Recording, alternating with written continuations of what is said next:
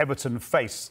Third deduction, since it's your paper. We'll start with you, Jason. Burt, 2 points. How do you assess that number of points? Well, I think it's almost guesswork at this stage in terms of what's happening. When you read through the 60 pages of the Commission's report, we're almost making this up as we go along now. I think it's absolute chaos. It's a complete farce, to my mind, how things are working out at the moment in terms of the PSR rules. I predicate any answer I give with the fact that it's also ridiculous that clubs run up these debts in the first place, but also the clubs did vote for these rules. However, in saying that, the rules just simply aren't working. One thing we're supposed to be having this season is to fast track everything so they're dealt with in the campaign. Straight away, we find out that Everton are facing a third charge, which will not be dealt with this season. So we have the prospect of them going into the next campaign with a points deduction, probably 1 or 2 more points. Now, how does that work out with the way we're supposed to be fast tracking things now? How does that affect the teams who may be relegated this season? We have a constant flurry of the Premier League pushing for big punishments. Then they are reduced for mitigating circumstances. Then we have appeals. So if the Premier League had its way, Everton would now be 17 points down. Instead, they're now 8 points down. That may change again on the appeal, and then it may go back up again with the third charge.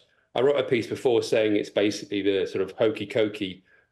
You add points, you take points away, you add them back in again, and you take them away again. And that's really the way it's working out. And I think everyone is very confused. One of the things that's in the report also talks about the integrity of the competition and confidence of the public. Well, that's been completely shot with the behaviour of the Premier League and the Independent Commission and the way this has all been handled. That's not to say Everton shouldn't be punished, but they certainly shouldn't be punished in this manner. Yeah, I was going to mention that just to underline that. It actually says in the summary of the written reasons, as Jason says, a sanction must also ensure public confidence in the Premier League. Does the public have any confidence left, Miguel, in the Premier League?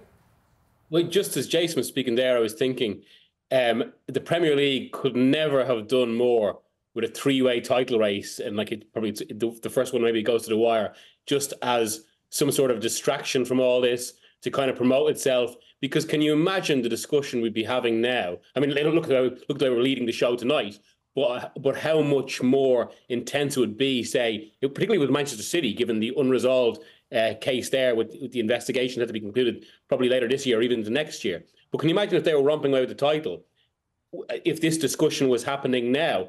So, yeah, and I think this is the biggest issue. Jason's touched on it there about trust.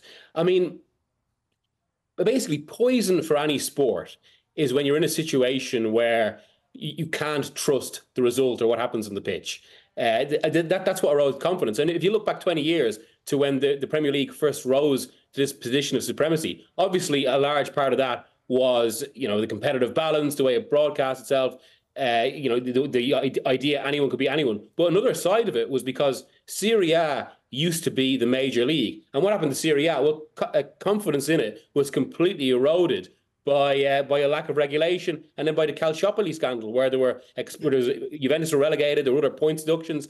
The one area where I would have sympathy with the Premier League now, I completely agree with Jason in terms of the process has been shambolic. We've actually spoken on the show before about how the lack of transparency is another issue. But the one area I'd have sympathy is that I think this is essentially a build-up of 20 years of a lack of regulation. And now it's like as if all of these issues are built, and you can include other issues in that, like the idea of competitive balance, this grand debate over how clubs should be able to compete. And it is, as Jason said as well, we shouldn't completely spare the clubs here. I mean, death shouldn't be this high. It's amazing that we've got this model where the more money comes in, more money seems to go out. I think there was a stat shortly after the pandemic that there hadn't been pre-tax operating profits in the Premier League as a whole in 5 years. I mean, that's remarkable. That's not sustainable sport, despite all this money coming in. And again, every time something like this has happened, clubs have responded with fury. But at the same time, they're all talking now about how the rules limit ambition. But if the rules are changed anyway, and we're in a situation, say, where Newcastle United, who obsess 18 of the clubs, if they were suddenly able to spend more and finish ahead of them, well, then they'd want a reversion back to the other situation. It does point to the necessity of an independent regulator, really. And another thing that we've discussed, we three, I think it was 3 Mondays ago on this show, and it's now becoming ever more real, Jason Burt, the possibility that we play the final day on the 19th of May, still not knowing whether the results are the results. Yeah, so here's a scenario for you. Luton score a last-minute winning goal against Fulham to, at the same time, Everton lose to Arsenal, and Luton stay up by 1 point. Okay, so a few days after that, we have the appeal verdict on Everton's second charge, and that reduces the points they've lost from 2 points to 1 point, and then Everton stay up on goal difference. Let's say that happens. Then you've got the third charge, which isn't going to be dealt with this season now, and that could add a point again. Take a point again away from Everton, so they're back down to losing 2 points. However, by then, it's too late. Luton are relegated, even though this has all happened in the same period. It's just not fair. It's not going to be a sustainable system. We know it's going to be changed in the summer, but this is not right. There's something gone drastically wrong with the way the Premier League have gone about this. They've gone about it with the right sort of reasons. They want, obviously, financial probity. They want clubs to be sustainable. And the clubs themselves are to blame. They voted through these rules, but they are just not working. And we can see this in real time. We're making it up as we go along. If you read the report today, it is damning in the way it tries to explain things and talks about the different commissions and how things have happened before, and looking at the various, and even the Premier League itself takes umbrage at some of the points in the commission. I'll give you one more example. They talk about the £20 million that Everton lost because of the Alisher Usmanov deal, the sponsorship because of the Russian invasion of Ukraine. Okay, the Premier League say, that Everton should have anticipated that. The Premier League had a deal with a Russian broadcaster that then ended 1 month after the invasion. So it didn't anticipate it, but it's expecting its clubs to. And I don't know whether this is right or wrong, but just to point out to people, these are different people, Miguel, in these commissions. So in a way, it's no wonder that decisions get changed, that appeals sometimes succeed and maybe sometimes they won't succeed.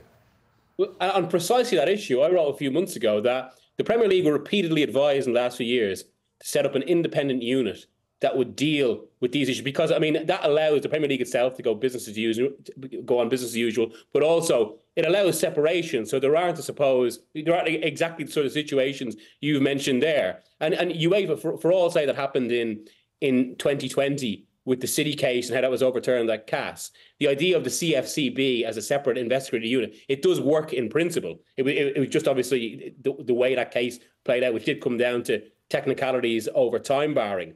But the principle of having a separate investigatory unit is correct.